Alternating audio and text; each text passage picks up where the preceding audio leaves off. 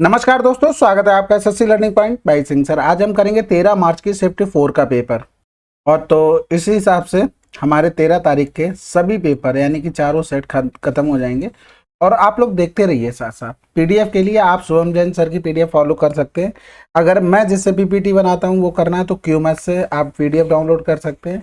ठीक है, वैसे मैंने चैनल का लिंक शेयर किया हुआ था टेलीग्राम पर, वहाँ से आप ज्वाइन कर लीजिए। वहाँ पर सारी इंपॉर्टेंट पीडीएफ मिल जाती है। मुझे पर्सनली वो चैनल बहुत अच्छा लगता है। क्या है कि हमें पीडीएफ वहाँ ढूंढनी नहीं पड़ती, उन्होंने एक लिस्ट बना रखी है पीडीएफ्स की। जो ज़रूरत लगता है मैं वहाँ से देख लेता हूँ, और मुझे ज़रूरत पड़ती है मैं वहाँ से उसको डाउनलोड करके वहाँ से पीपीटी बना लेता हूँ। ठीक है, तो वहाँ से आप ज्वाइन कर सकते हैं और टेलीग्राम चैनल का लिंक आपको मिल जाएगा टेलीग्राम पर हमारे, तो उसको भी ज्वाइन कर लीजिएगा। चलिए फिर स्टार्ट करते हैं बिना देरी किए हुए। एक समचतुर्भुज के विकर्ण इतने और इतने हैं तो समचतुर्भुज का क्षेत्रफल क्या होगा। देखो, आपके पास केवल दो चतुर्भुज ऐसे होते हैं जिनके विकर्ण हमेशा 90 पे काटते हैं, और उनके विकर्ण काटते हैं जहाँ पर वो एक दूसरे को बराबर बराबर हिस्सों में डिवाइड करते हैं। तो एक तो वर्ग हो गया, एक आपका समचतुर्भुज होता है। आयत का मत कर देना भाई, आयत मैं ऐसे बना दूंगा, ये 90 पे काट जाएंगे, कभी नहीं काटेंगे। ठीक है, तो ये हमेशा याद रखना। तो यहाँ से देखो, ये 90 हो गया, विकर्ण आधा होगा यानी कि ये 4 हो गया, ये 13/2 हो गया। अब यहाँ से अगर एरिया लिखते तो 1/2, 4 गुणे 13/2 लिखते। गुणे में क्या करते 4, क्योंकि इस प्रकार के 4 त्रिभुज बन रहे हैं। तो 2 दूनी 4 से कट गया, 13 चौको 52 आंसर। बात समझ पाए कि नहीं समझ? बिल्कुल समझ गए होगे। अब यहाँ से एक चीज समझने की कोशिश करना, अगर हम 1/2 8 गुणे और 13/2 कर देते, 13 कर देते, तो यहाँ से एरिया निकल आता, बिल्कुल निकल आता। रीजन क्या है, मैंने इसका 2 से डिवाइड किया, इसका भी 2 से डिवाइड किया, गुणे में क्या कर दिया 4 किया, यानी कि ये 4 तो इससे कैंसिल आउट हो गया, 2 चौकू 8 हो गया, 13 चौकू 52 हो गया, यानी कि यहाँ से हम डायरेक्ट भी निकाल सकते हैं। तो ये करने के तरीके हैं। अगला सवाल, अब यहाँ से देखो हमें ये चेक करना है कि 5/6 से ये बड़ा है छोटा है। तो देखो 1/2 को हम क्या लिख सकते हैं, 1 गुणे 2 लिख सकते हैं, प्लस 1/2 गुणे 3 लिख सकते हैं, प्लस 1/3 गुणे 4 लिख सकते हैं। इसी तरीके से चला जाएगा, यहाँ पर आ जाएगा 1 गुणे 10/10 गुणे 11।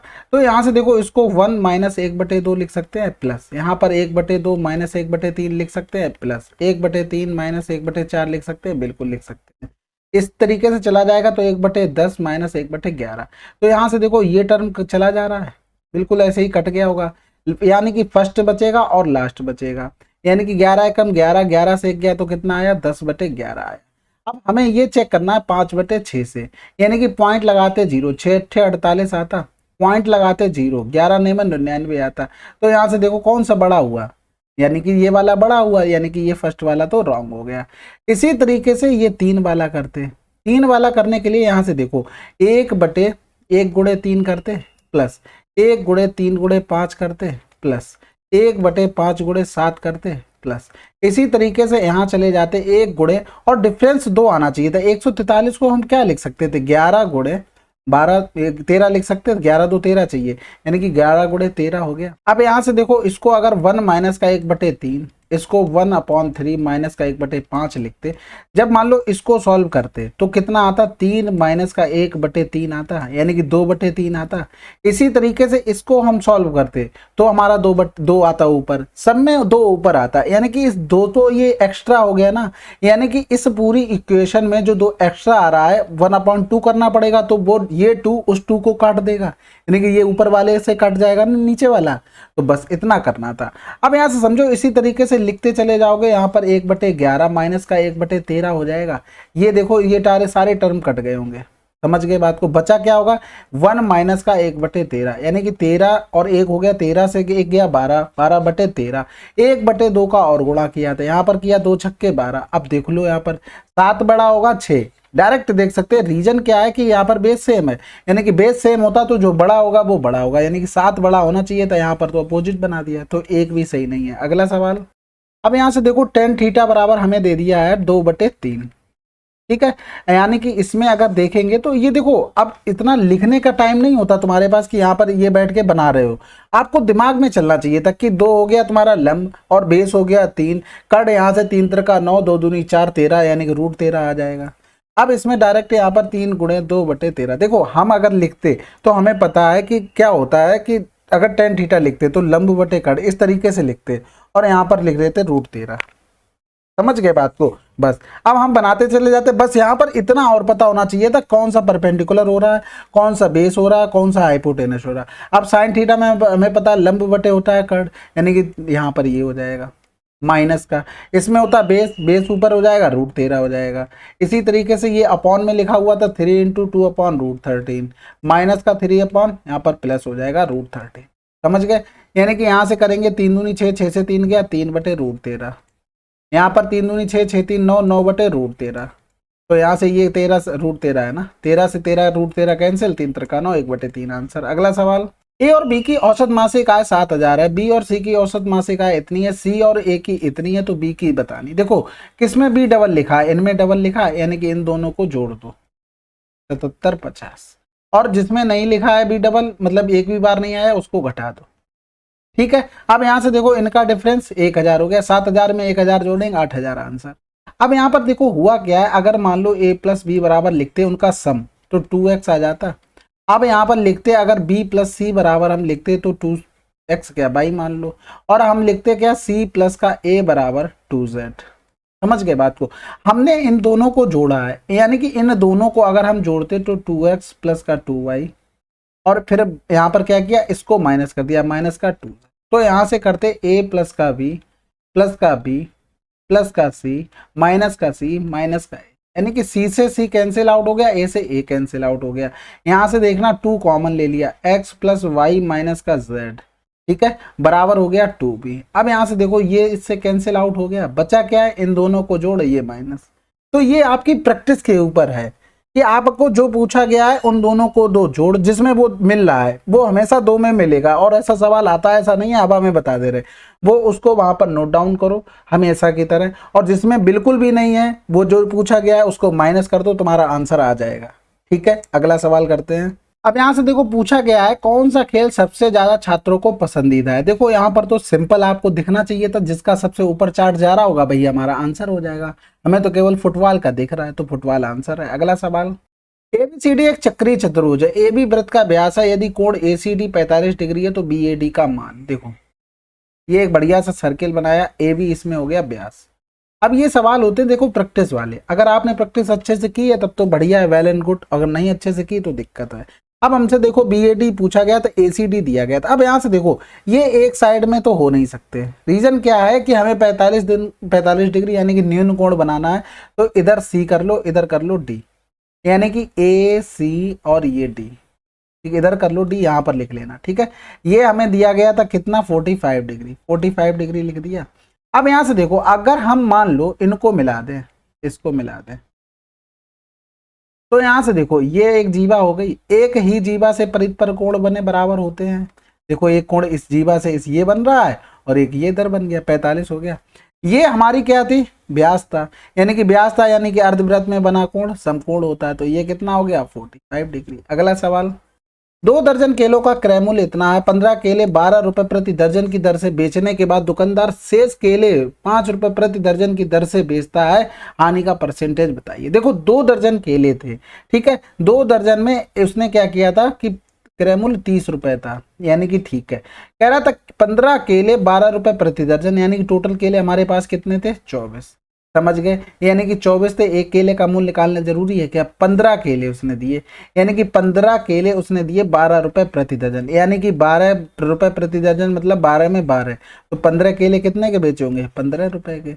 अब कह रहा था शेष केले, अब यहाँ से देखो 15 चले गए और टोटल थे 24 केले, तो बचे कितने 9 केले बचे हैं।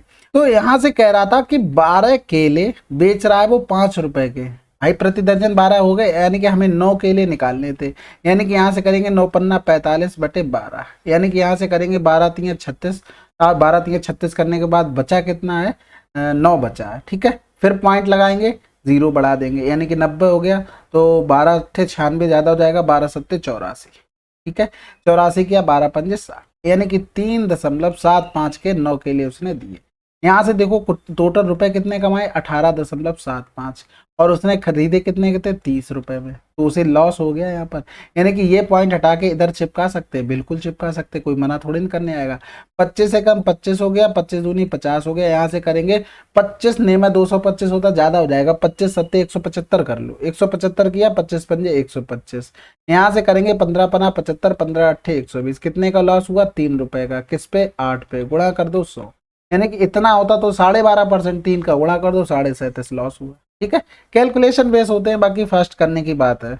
यदि मनोज 10 किलोमीटर प्रति घंटा के स्थान पर 12 किलोमीटर प्रति घंटा की चाल से साइकिल चलाता तो वह 15 किलोमीटर अधिक साइकिल चलाता, उसके द्वारा चलाई गई साइकिल की वास्तविक दूरी क्या है। देखो अब क्या करा था, 10 की जगह वो 12 चलाता, स्पीड की बात हो रही, टाइम कांस्टेंट हो गया, यानी कि डिस्टेंस में रेशियो देखते तो 10 और ये 12 हो जाता, यानी कि हमारे हिसाब से 2 अधिक चला रहा, क्वेश्चन में 15 अधिक बोल दिया, समझ गए। यानी कि टोटल डिस्टेंस अगर हम देखते तो कितनी थी 10 थी भाई, 10 ही तो स्पीड थी, डिस्टेंस थी पहले वाली, तो 15/2 गुणे कर दो 10, 2 पंजे 10, 15 पना 75 आंसर। अगला सवाल, सभी वस्तुओं का कुल अंकित मूल्य सभी वस्तुओं के कुल विक्रय मूल्य से कितना परसेंटेज अधिक है। देखो मार्क प्राइस को हमें अलग जोड़ना है, सेलिंग प्राइस को हमें अलग जोड़ना है, तो देखो एक लाइन से पकड़ते चलो भाई, 13 और 9, देखो सब में 0 0 2 2 लगे हैं, उनसे में कोई पंचायत होनी चाहिए, बिल्कुल नहीं होनी चाहिए। देखो 9 3 12 22 हो गया, 22 और 11 33 हो गया, 33 और 8 41, 41 और 6 47,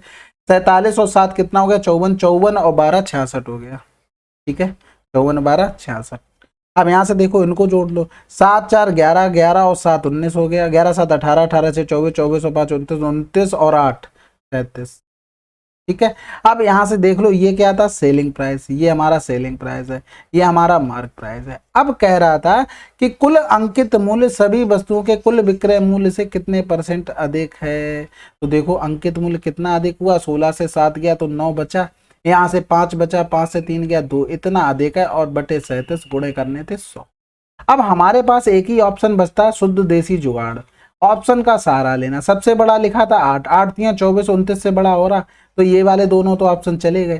फिर आते हैं 7 का नंबर, 7 तियां 21, 29 से छोटा हो रहा, बिल्कुल देखो 7 7 49, हाथ से लगा 4, 7 तियां 21 और 4 25, भाग जा सकता है, आंसर लगाओ आगे बढ़ो। अगला सवाल, एक कैलकुलेटर का अंकित मूल्य 1200 है, इसे 25% की छूट पर बेचा जाता है, यदि कैलकुलेटर का क्रय मूल्य 800 रुपए तो लाभ बताइए। देखो 1200 की चीज 25% छूट दे दी, यानी कि बेचा कितना 75% में। भाई देखो या तो ऐसे कर लो, 25 तियां 75 होता, 25 चौकू 100, 1/4, यानी कि 4 की चीज में एक छूट दे दी, तो कितने में बेची 3, 3 बराबर अगर हमको 1200 दिया है अंकित मूल्य, अच्छा 4 बराबर 1200, 3 बराबर कितना हो जाएगा 3 त्रिका 900, यानी कि ये समझ में आई बात, नहीं आई, नहीं आई होगी तो देखो 1200 की चीज हमने बेच दी 75%, 25% छूट पे बेची, 25 तियां 75, 25 चौकू 100, वही तो यहाँ पर कर रहे हैं। ठीक है, 4 तियां 12, 3 त्रिका 900 हो गया। अब यहाँ पर देखो 800 कितना फायदा हुआ 100 रुपए का, 100 का किस पे हुआ 800 पे, गुणा कर दो 100, यहाँ से अच्छा रुपए ही निकालने थे तो 100 रुपए आंसर हो गया, खत्म बात भाई। अगर हमने परसेंटेज निकालना होता तो अलग बात है। ए का मान क्या होगा भैया, देखो यहाँ से सिंपल से 4 तियां 12 हो गया, 3 छक 18 हो गया, 6 पंजे 30 हो गया, 30 और 10 40 45 हो गया, 45 से अगर 3 माइनस कर देंगे तो 42 आ जाएगा, यहाँ पर 42 माइनस कर दो 58 आंसर। अगला सवाल, a प्लस बी प्लस सी बराबर इतना इतना उतना, देखो सिंपल सी बात है, फार्मूला आपको लगाना है बिल्कुल लगा लो, ये हम सी कर दे रहे जीरो यहाँ से। आज देखो ऐसे सवालों में जहां पर जीरो करने से किसी को कोई फर्क नहीं पड़ रहा, कर दो।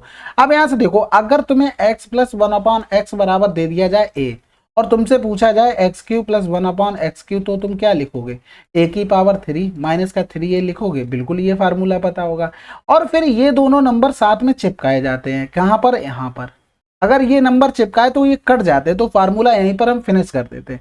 इसी तरीके से देखो अगर हम यहाँ पर जा रहे हैं, यानी कि a प्लस बी बराबर अगर हमको a दिया हो और a³ प्लस b³ पे हमें जाना, देखो फार्मूला खोल के कर लोगे, लेकिन ये प्रैक्टिस कर लोगे तो उससे तुम्हें बहुत टाइम बचेगा, है फार्मूले ही वाली चीज। तो a की पावर 3 माइनस का 3 ये तो करते ही करते, समझ गए बात को, लेकिन हम भी तो ये दो मल्टीपल चिपकाते, समझ गए बात को। तो यहां से देखो अगर हम अब डायरेक्ट लिखेंगे तो 12 की पावर 3 माइनस का 3 गुणे 12 और ए भी साथ में चिपकाना पड़ेगा, समझ गए बात को। तो 1728 माइनस का 3 गुणे 12 और गुणे में हो गया 22। ठीक है, तो यहां से करेंगे 1728 22 तियाँ 66, 66 गुणे हम कर देंगे 12 का, तो 12 छंग 72 की 2, हाथ से लगा कितना हो गया 7, 12 छंग 72, 72 और 7 कितना हो गया 79, 8 से 2 गया 6, 12 से 9 गया 3, हमें आंसर मिलेगा। मेरे हिसाब से आप लोग अच्छे से समझ गए होंगे मैं कहना क्या चाहता हूं, ठीक है।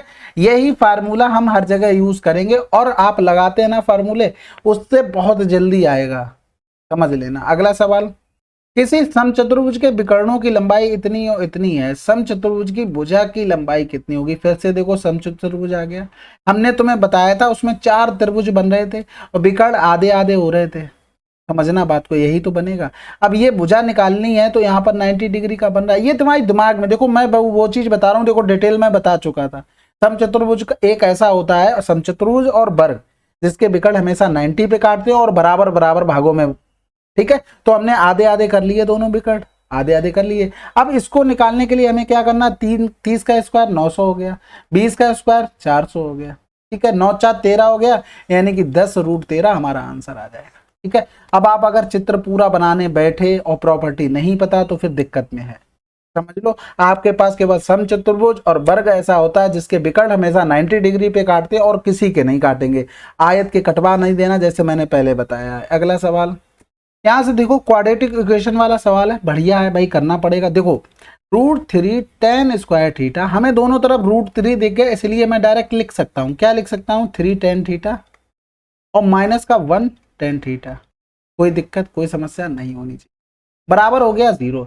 यहां से √3 tan थीटा हमने ले लिया कॉमन, तो क्या बचा tan थीटा अंदर बचेगा, और फिर यहाँ से देखो √3 को 3 बनाने के लिए यहाँ पर माइनस का √3 बचेगा, यहाँ से -1 अगर हम कॉमन ले लेते हैं तो tan थीटा, और अंदर जो माइनस का है वो प्लस का है वो माइनस का हो जाएगा। अब यहाँ से देखो दोनों से हम ये वाला पद कॉमन ले सकते हैं, बिल्कुल tan थीटा माइनस का √3 और एक बन गया √3 tan थीटा माइनस का 1 बराबर 0।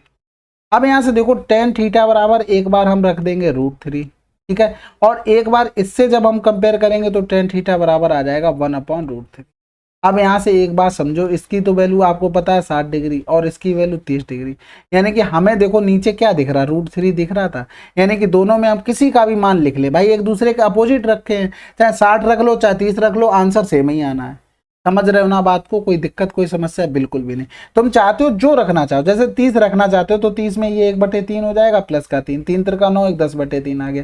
तुम 60 रखना चाहते हो तो ये √3 हो जाएगा प्लस का 1/√3 का होल स्क्वायर और ये भी होल स्क्वायर, सेम आना है। अगला सवाल, एक बाह्य बिंदु P से PM PN एक वृत्त की 2 स्पर्श रेखाएं हैं, M और N पर वृत्त पर 2 बिंदु हैं। यदि PM बराबर दिया था 22² - 9, PN बराबर 55 दिया था, तो बाई का मान क्या होगा। अच्छा एक चीज बताओ, एक वृत्त पर किसी भी बिंदु से खींची गई स्पर्श रेखाएं बराबर होती हैं, इसमें कोई तो दोहराए नहीं है, ये तो आपको पता ही होगा। तो ये PM और PN क्या है, स्पर्श रेखाएं हैं PM और PN, तो दोनों को बराबर कर दो ना, हमें चित्र बनाने की जरूरत, कोई मजा तो आ नहीं रहा ना, हमें किसी ने पैसे दे दिए कि भैया उसके लिए हम चित्र बना दें, बस खत्म। जब तुम्हें चीज पता है तो फिर उसका क्यों नहीं यूटिलाइज कर रहे हो, इसमें तो पेन चलाने वाली बात भी नहीं। 9 5 14 8 आंसर आता है। अगला सवाल करते हैं, चित्र बनाने की जरूरत हो तो आपके पास कॉन्टेक्ट है, मुझे भेज देना। एक जीवा द्वारा वृत्त के दीर्घ चाप पर अंतरित कोण, देखो दीर्घ चाप होता है लघु चाप छोटा होता है, दीर्घ चाप बड़ा होता है। अंतरित कोण 50 है, तो जीवा द्वारा वृत्त के केंद्र पर अंतरित कोण कितना होगा, सिंपल सी बात 100 होगा। भाई देखो एक जीवा चाहे ऊपर बना लो चाहे नीचे, अगर चाप ये बनाई जीवा तो ये हो गया तुम्हारा लघु चाप, ये हो गया दीर्घ चाप, यहाँ पर बन गया क्या कोण 50 डिग्री, और केंद्र पर कोण पूछा गया तो ये क्या हो जाएगा 100 हो जाएगा, दुगना होता है। यदि 50 लड़के प्रतिदिन 6 घंटे काम करके किसी कार्य को 30 दिनों में समाप्त कर दें तो 25 लड़के 24 दिनों में समाप्त करेंगे। सिंपल सी बात है, हमें भाग करना है जितना कर पाओ, 25 दूनी 50 किया, 6 चौक 24 किया और 2 दूनी 4 15 आंसर आ गया। भाई देखो 50 × 6 × 30, यही तो फार्मूला होता है, ये तो पढ़ा होगा ना, M1 T1 × D1 और नीचे आ जाता है क्या W1 और बराबर M2 T2 और D2 अपान में W2। यहाँ पर काम सेम है तो इससे कोई मतलब ही नहीं है, बाकी इनका गुणा करके 25 लड़के T घंटे काम करेंगे 24 लग लो, ठीक है। यहाँ से किया था हमने 25 दूनी 50 कर दिया, 6 दूनी 12 दूनी 24 कर दिया था डायरेक्ट, और यहाँ पर 15 आंसर। अगला सवाल, 2 उम्मीदवारों के बीच एक चुनाव में एक को कुल 60% विधिमान्य मत प्राप्त हुए, 90% मत विधिमान्य थे, यदि कुल मतों की संख्या इतनी थी तो दूसरे उम्मीदवार को कितने मिले विद्यमान मतों की संख्या। देखो सिंपल सी बात है, हिंदी देख रहे हो, ये ट्रांसलेट वाली हिंदी है। 90% मत हुए तो यानी कि 90 कर दो इसका। इसमें एक को 60% मिले, दूसरे को कितने मिले होंगे 40%। सिंपल सी बात। तो 2 2 4 0, 2 और 2 4 0 चला गया। 12 चौक 48, गुणे कर दो 9, 9 अट्ठे 72 की 2 हो गया, हासिल लगा 1 हो गया, 9 चौक 36 और 1 क्या हुआ 9 अट्ठे 72, 9 चौक 36 और 7 43 हो गया। अब यहाँ पर देखो ऊपर 5 जीरो थे ना, नीचे 4 थे। अगला सवाल, x माइनस वाई बराबर इतना है और 8x। देखो अब सिंपल सी बात एक देखना है, यहाँ से अगर 2 कॉमन ले लें तो x की पावर 3 माइनस वाई की पावर 3 होता है। अगर मैं इसको डायरेक्ट कैसे करता, देखो 8 की पावर 3 और फिर प्लस में 8 इंटू 3 और एक्स वाई साथ में चिपकाता है, यानी कि 8xy, यानी कि हम 1 लगा देते, यानी कि 8 की पावर हो गया 512, 8 3 24 इसमें जोड़ देते तो यहाँ से 4 2 6 हो जाता, 2 छक्के 12 होता ना, 4 2 6, 2 1 3 5, 2 का गुणा कर दो, 2 छक्के 12, 2 3 6 1 7 हो गया, 7 2 आंसर। इतना करना पड़ता है, हम कोई फार्मूला नहीं खोलते। अब देखो तुम भी सीख लो, सीखने को तो देखो जिसको पता होगा उसकी कोई बात नहीं है, तो उसको देखो वो कमेंट भी ना करे कि मुझे ये आता था क्या नया बता दिया, ऐसा कुछ नहीं। यहाँ से देखो एक्स वाई बराबर तो 1 हो गया, यहाँ से 2 कॉमन लिया, एक्स की पावर 3 माइनस वाई की पावर 3 हो गया। अब समझो अगर लिखा होता x माइनस 1 अपॉन एक्स बराबर a और तुमसे पूछा जाता x की पावर 3 माइनस 1, इस चीज को अभी पीछे एक बता चुके थे, वहां प्लस वाला था, a क्यूब प्लस का 3 होता। ये फार्मूले याद होने चाहिए। देखो माइनस यहाँ होता तो यहाँ प्लस हो जाएगा, यहाँ अगर प्लस होता और प्लस वाला ही पूछा जाए तो यहाँ पर माइनस हो जाएगा। अभी माइनस पे काम कर रहे हैं तो माइनस को यहाँ पर यथावस्थ रहने दो। तो देखो इतना बन गया। लेकिन यहाँ पर एक चीज समझो, जब ये तुमने लिखा तो ये इसके दोनों के गुणनफल भी यहाँ पर चिपकाए जाते हैं।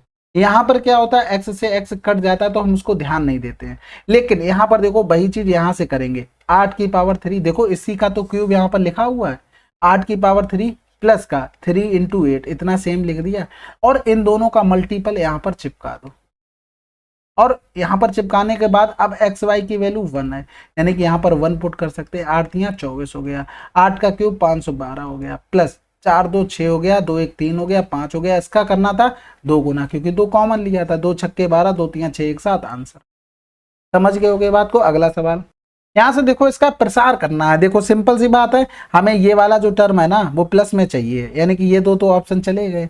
यहाँ पर देखो माइनस वाला आंसर हो जाएगा, क्योंकि हमें प्लस तो चाहिए ही चाहिए नहीं, इसको तो होल स्क्वायर याद है ना।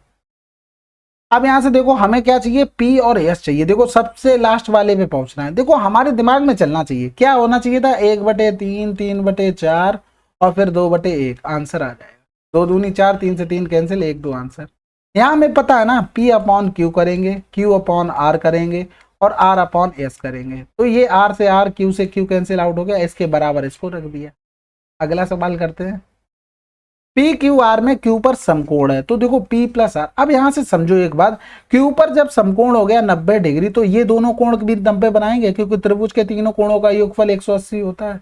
तो यहाँ पर इन दोनों का सम क्या रहा होगा 90, cos 90 की वैल्यू 0। अगला सवाल, अब यहां से देखो J1 दिया था LMN में A द्वारा चावल का औसत उत्पादन। देखो A द्वारा इसमें LMN, पहले तो देखो रेक्टेंगल वाला है तो यहां से पहुंचते LMN, LM और ये हो गया, यानी कि 8 6 14 240 हो, ठीक है। और इसका औसत तो 3 का डिवाइड।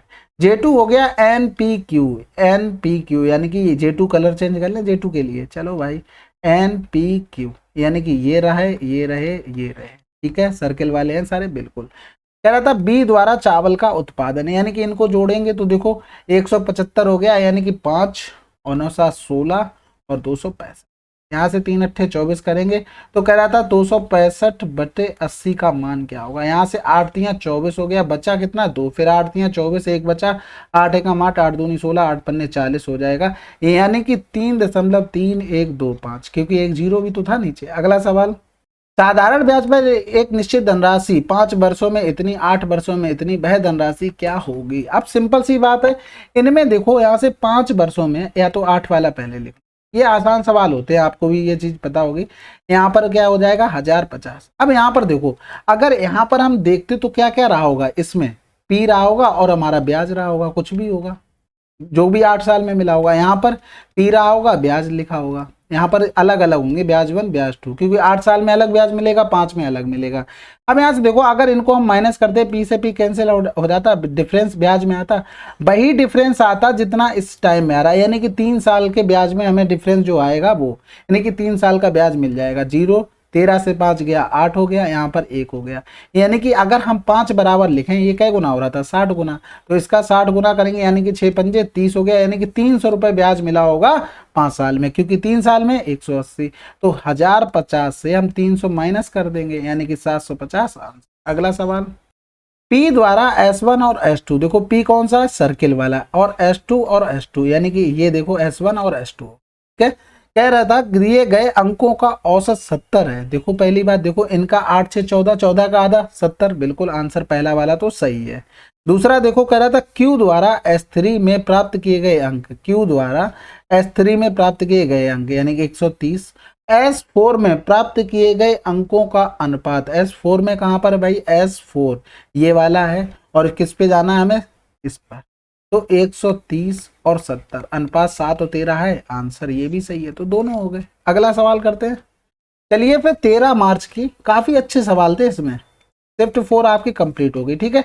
जो भी सवाल आपको अच्छे लगे हो या फिर सीखने को कुछ मिला हो, तो उसके बिहाफ पे कुछ कमेंट कर देना, ठीक है। वैसे तो आप लोग करेंगे नहीं, तो क्या करें, यही तो बोलना पड़ेगा, बाकी तो मैं कुछ बोलता नहीं ज़्यादा, ठीक है। तो आप लोगों को मैं आशा करता हूँ कि अच्छा लग रहा होगा, और अच्छे से देखते रहिए, पढ़ते रहिए, अपने नोट्स बनाइए। मिलते हैं अगले वीडियो में, तब तक के लिए जय हिंद, जय भारत।